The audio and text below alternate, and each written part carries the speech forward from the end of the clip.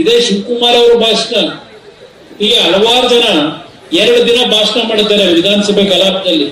ಇದು ವಿಧಾನಸಭೆ ಕಲಾಪದ ಬುಕ್. ಇದು ನಾನು ಅವತ್ತು ಮುಖ್ಯಮಂತ್ರಿ ಇದ್ದಾಗ ಅವ್ರು ಏನೇನ್ ಚರ್ಚೆ ಮಾಡೋರು ಇದೆಲ್ಲ ಇಲ್ಲಿ.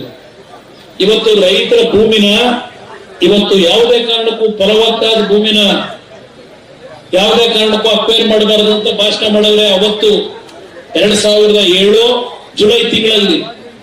ನಾನು ಅದಕ್ಕೆ ಏನು ಉತ್ತರ ಕೊಟ್ಟಿದ್ದೀನಿ?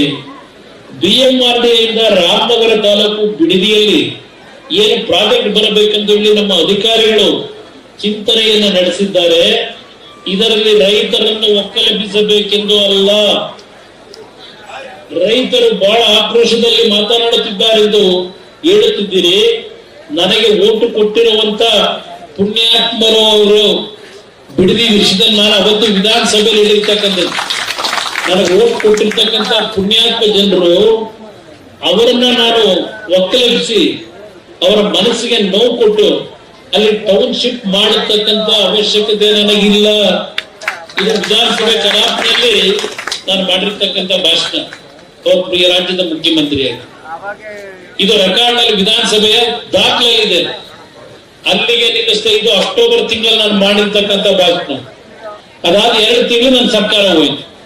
ಆ 2 ತಿಂಗಳಲ್ಲಿ ಯಾವುದೇ ರೀತಿಯ ಚಟುವಟಿಕೆಗೆ ಇಲ್ಲಿಯ ಒಂದು ಟೌನ್ಶಿಪ್ ವಿಷಯದಲ್ಲಿ ಫುಲ್ ಸ್ಟಾಪ್ ಮಾಡಿದೆ.